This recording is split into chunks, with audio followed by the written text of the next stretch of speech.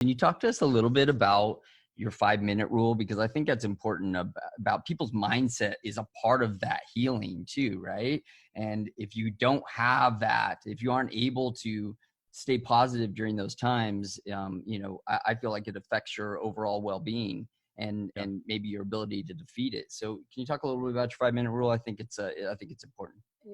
Yeah, I will. And I want to just echo what you said, which is our thoughts affect our biology. Our emotions affect our biology. And I am no scientist, and I can't give you I've read it all, but I can't regurgitate it.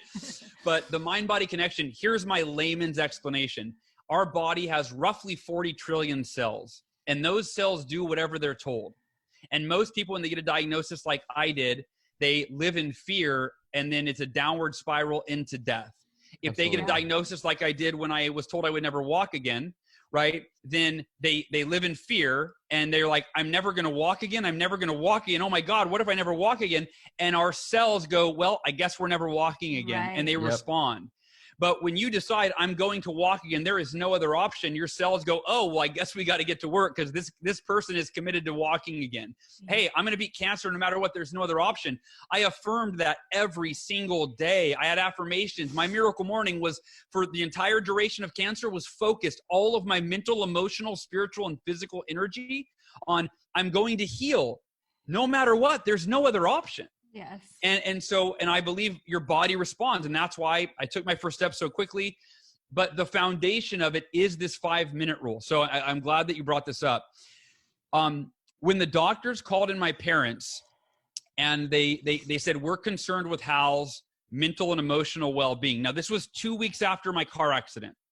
And this was before I had I was out of the coma for only 1 week. I was still being told I was never going to walk again. And they called my parents in and they said, we're concerned. We think Hal is in denial or he's delusional because every time we interact with him, he's always smiling and laughing and telling us jokes.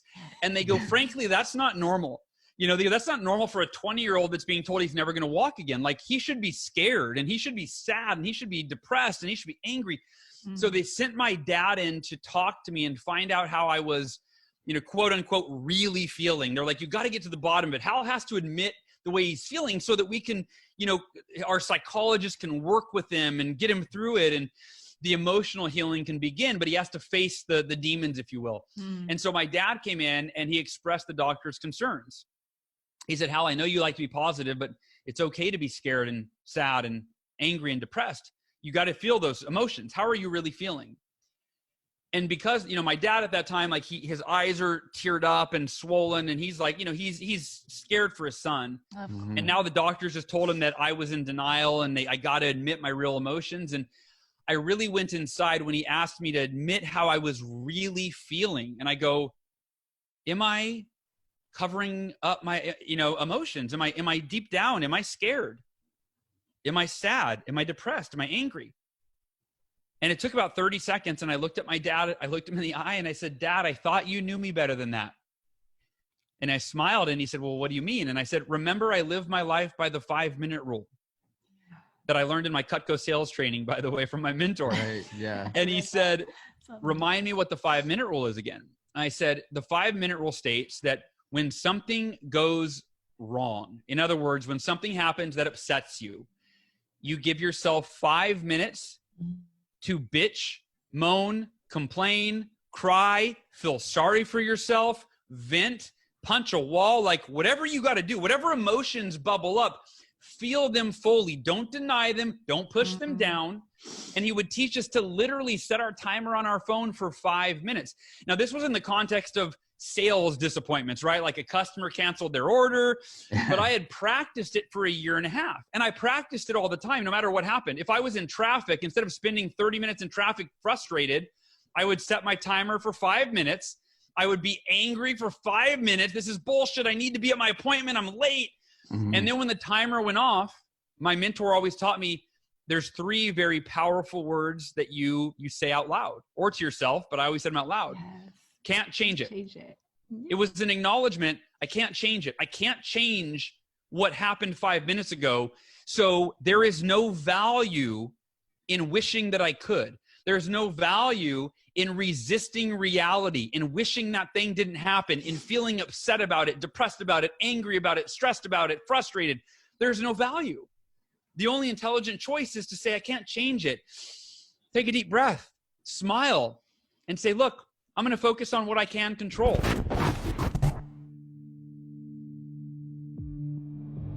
Changing millions of lives, one morning at a time. What if you could change anything about your life just by changing the way you start your day? What would you change?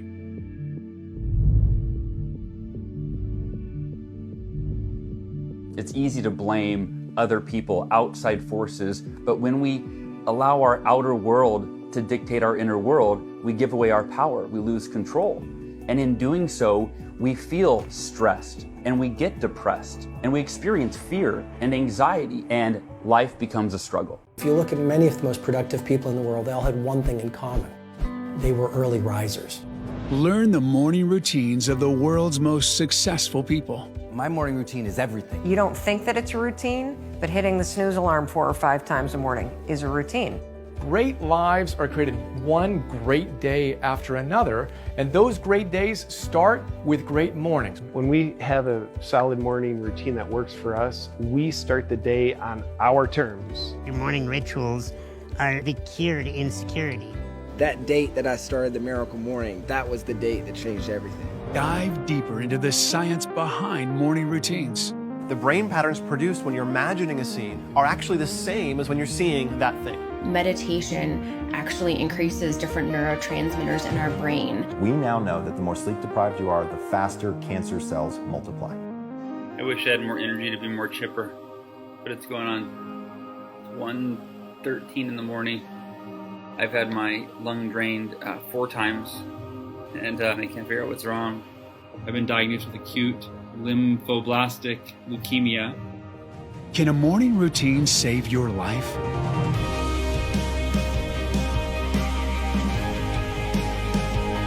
Despite all the positivity, I could die with a wife and 2 babies. Leaving them is terrifying. Not a morning person? It's time to wake up to your full potential. The Miracle Morning. Watch it live 12/12/2020. Get your tickets now.